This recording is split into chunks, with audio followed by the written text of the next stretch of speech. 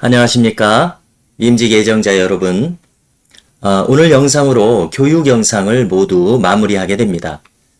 그동안 교육 영상으로 교육에 임하시느라고 수고 많으셨습니다. 앞으로 3월 21일과 28일은 임직식 리허설로 본당에서 모이시겠습니다. 그러면 이제 오늘 다룰 내용은 교회생활 용어 해설입니다. 교재는 교단 출판사인 한국장로교 출판사에서 나온 변경된 새로운 기독교 용어를 사용하겠습니다. 2003년에 발간된 책으로 벌써 시대가 많이 달라졌기 때문에 더 이상 사용하지 않는 용어에 대한 설명도 있습니다. 따라서 몇 가지 내용을 간추려서 필요한 것을 중심으로 다루고자 합니다. 먼저 기도하는 상황에서 우리 성도님들이라고 칭하게 되면은 더 높으신 하나님 앞에서 성도들을 존대하는 것은 바람직하지 않기 때문에 저희들이나 교우들이로 바꿔서 표현하는 것이 좋다고 생각합니다. 다음으로 우리가 이제 함께 기도하는 상황에서 대표 기도라고 칭하기보다는 기도 인도가 더욱 적절합니다. 따라서 예배 인도자가 기도 인도자를 소개할 때에 아무개님이 기도를 인도하시겠습니다. 또는 그냥 아무개님이 기도하시겠습니다. 이렇게 표현하는 것이 좋겠습니다. 네, 이제 더불어서 사회자, 인도자에 대한 것인데요. 예배를 주관하는 사람을 사회자라고 부르는 것은 적절하지 않습니다. 그러므로 예배의 진행자는 인도자라고 부르고 성찬식이나 세례식과 같은 예식의 경우는 집례자라고 불러야 하겠습니다. 본 교단에서는 성가대라고 부르지 않고 찬양대라고 부르고 있습니다. 전통적으로 1960년대까지는 찬양대로 통용되었습니다. 성가는 거룩한 노래라는 뜻으로 보다 이제 보편적인 용어로서 타 종교도 사용할 수 있기 때문에 차별성을 위해서 또 전통을 유지하는 의미에서 그리고 찬양이라는 특별하고 구체적인 예배의 행위를 나타내기 위해서 찬양대로 사용하는 것이 좋겠습니다. 본교에서는 책자의 지침과는 다르게 주님의 이름으로 축원합니다를 사용하고 있습니다. 이것은 오직 목회적 필요에 의한 것인데요. 온 교우가 설교자와 함께 설교 내용을 공감하기 위해서 또 온 교회가 신앙에 통일된 방향성을 가지기 위해서 사용하고 있습니다. 대예배라는 용어는 다른 예배를 상대적으로 소예배처럼 보이게 하는 부작용이 있습니다. 모든 예배는 하나님을 예배한다는 점에서 같은 가치를 가지는데요. 따라서 주일 예배가 아닌 예배들을 소홀하게 여길 우려가 생깁니다. 그렇기 때문에 주일 낮 예배를 명확하게 주일 예배라고 지칭할 수 있지 않습니까? 그렇기 때문에 주일 예배로 통일해서 사용하는 것이 좋겠습니다. 과거에 더러 사용하는 표현이었습니다. 예배를 본다.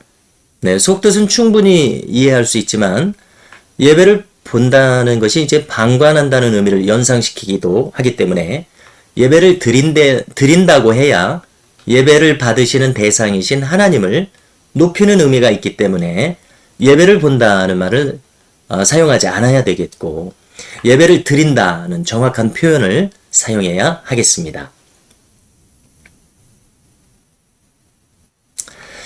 준비 찬송이라는 말은요, 찬송 자체가 이미 예배에 들어가는 것이기 때문에 준비 찬송이라는 말은 성립하지 않습니다.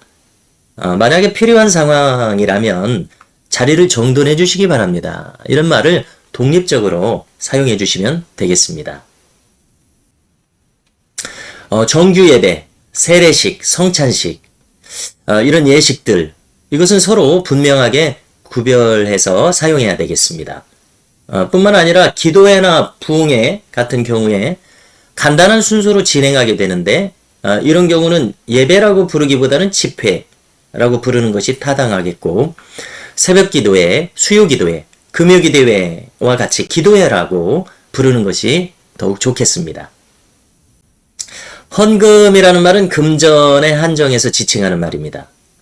예배 중에 믿음의 응답으로서 드리는 이 봉헌은 단순히 금전에 한정하는 것이 아니라 이제 보다 중요하게는 우리 자신을 드리는 시간이죠.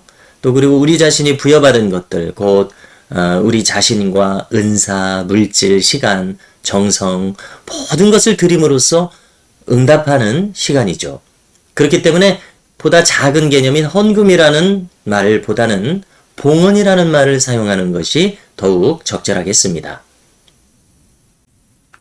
이사야서의 경우에는 이사야라는 인물 다음에 책을 의미하는 서를 붙여서 사용할 수가 있습니다. 그러나 룻기, 욥기, 잠언, 아가의 경우에는 기나 언이라는 말이 이미 책을 의미하는 말이기 때문에 서를 이중으로 붙일 필요가 없다고 생각합니다. 그러므로 단순하게 룻기, 욥기, 잠언으로 칭하는 것이 적절하겠습니다. 그런데 아가서의 경우에는 이미 보편적으로 아가서라고 사용하는 경우가 많고 노래 가자인데요. 서자와 이질감이 없기 때문에 예외적으로 아가서라고 사용할 수 있다고 생각합니다. 다음으로는 시편은 몇 장 몇 절 이렇게 표현하지 않고 몇 편 몇 절이라고 읽어야 옳겠습니다. 다음으로는 제사와 제단, 제물에 대한 것인데요. 이 말들은 구약에서 짐승을 바치는 희생제사에서 나온 용어들이죠. 현재에도 그 의미를 살려서 그대로 사용할 수 있겠습니다만은 현실에 더욱 맞는 용어로서는 예배, 성단, 예물로 사용하는 것이 좋겠습니다. 고인의 명복을 빕니다 라는 말은 사용하지 않아야 되겠습니다. 명복이라는 말에서 명이라는 말은 망자의 세계를 가리키는데요. 기독교 문화와는 어울리지 않다고 판단합니다. 그렇기 때문에 하나님의 위로를 받으시기 바랍니다. 또는 부활 소망을 가지시기 바랍니다. 이와 같은 말로 유족을 위로하는 것이 좋다고 생각합니다.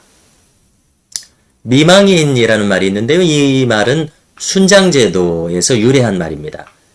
그리스도인들로서는 유족을 가리키기에는 적합한 용어가 아니고요. 그래서 사용하지 않도록 유의해야 하겠습니다.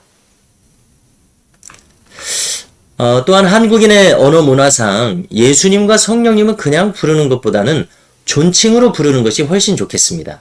예수님, 성령님 또는 성령 하나님이라고 부르고 또 우리가 듣기에 이 말들이 더욱 은혜롭다고 생각합니다. 그 밖에 전통적으로 한국인의 언어 문화에 남아있는 이 무속적인 요소, 비성경적인 용어들은 우리가 피하는 것이 좋겠는데요.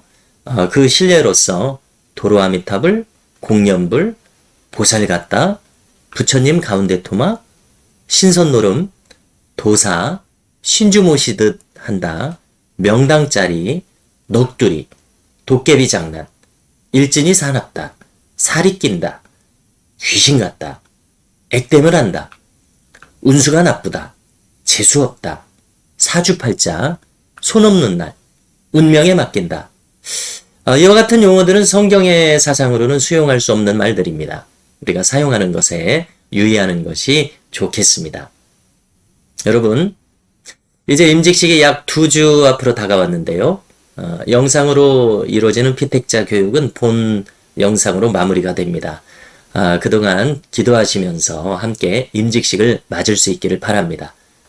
모쪼록 주일 예배, 새벽 기도회, 또 수요 금요 기도회, 성경 읽기 등 경건 생활에 힘쓰시기를 바라겠고요.